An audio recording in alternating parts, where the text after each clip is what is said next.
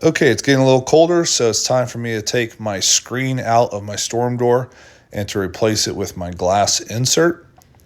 I love doing this because my dogs love to sit at the front door and look out to the front yard.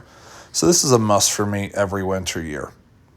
Each door might be a little different. Mine's super easy. All I have to do is hand loosen these tabs and move the tab out of the way so I can pull the screen out of the storm door.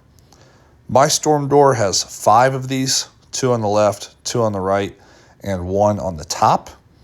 Once you've loosened those, just take your screen out, put your glass insert in, and then go back around and hand tighten those tabs to secure the glass in place.